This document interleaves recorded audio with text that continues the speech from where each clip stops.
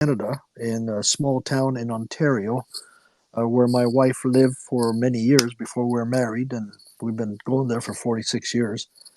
And we came in around 2 o'clock in the morning, and we were unloading the van, and we start moving some of the stuff upstairs in our parents' room, and somebody broke into our van and took our passport, our green card, our money, our ATM, our social security, the whole ball of wax.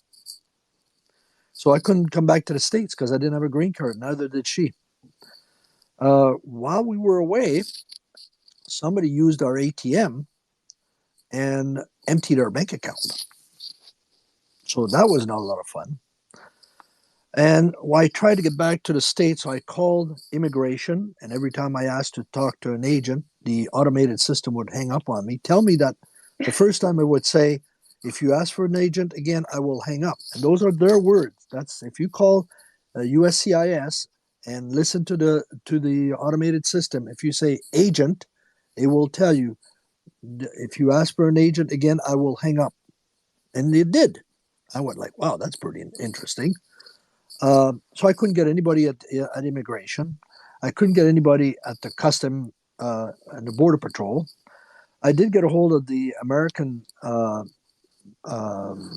embassy in Ottawa, and they routed me to Montreal. And Montreal wanted something like $600 for them to write a reentry letter, but it was a 5-month wait. And after 6 months, your green card expires. If you're out of the country more than 6 months in with a green card, they are able to nullify your green card. So for 5 months, December 22nd, so from August the 12th to December 22nd, we were in the States trying to get back. I finally had a friend of mine that's a lawyer for immigration, and he said, just throw yourself at the mercy of the custom and border patrol. And he gave me the name of a director in Washington. I called him up. He said the same thing. He said, you got the police report? I said, yes, I got the OPP report. I've got a copy of my green card. I got a brand new Canadian passport. And the rest, he says, well, we have the right to refuse you and we have the right to let you in. It's our call. So throw yourself at their mercy. And that's what we did. And so we went to the border and we explained the situation. And after an hour and a half of waiting and answering questions and everything else, they told us that we would be fined $900 each for losing our green card, and they would let us in. And so we did. Oh, and there's two people that I called that I felt they should have helped and they never did. One was my senator, and I got absolutely very little out of them. They asked me to send them a copy of my green card and my wife's green card, and absolutely nothing happened.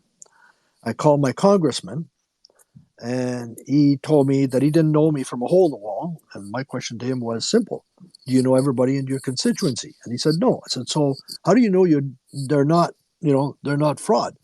He said, well, that's what I'm concerned about. I said, your call may be fraudulent. I've got no way to know who you are. And I said, well, I sent you a copy of my green card, my birth certificate, my social security, my driver's license, a copy of my green card, my marriage certificate, and an envelope with my address. So what else do you want? You want to do a video? He said, I don't have the time, and I'm not interested in taking this any further because I'm not sure that this is legal. And that's the type of help I got out of my congressman. When I got to the Border Patrol, I told this to the Border Patrol agent, and he kind of floored. And then he said to me, he says, your congressman and your senator, Democrats? I said, yeah. He said, yeah, I'm not surprised. He says, you would have been better off to fly to Mexico. We would have let you in for free. Oh, wow. That's an interesting story. Yeah, the Border Patrol told me that. And so we headed back home. So when we got here, my wife and I are both 70 years old. And I said, I'm not going through another green card when I turn 80. Might as well get to be an American citizen. Because one of the problems we also face is if we went for a green card, there's a lot of questions you need to answer if you had a green card more than 10 years, more than 20 years. So we've had ours since 1988. What's that? 38 years, something like that, or 34 years. So we decided, let's become an American citizen. Our kids are here. We've been living here for 40 years, which is more than half our life. And, I know a lot of people here, and I made my home here. I still have my Canadian citizenship. Canada and United States do recognize dual citizenship.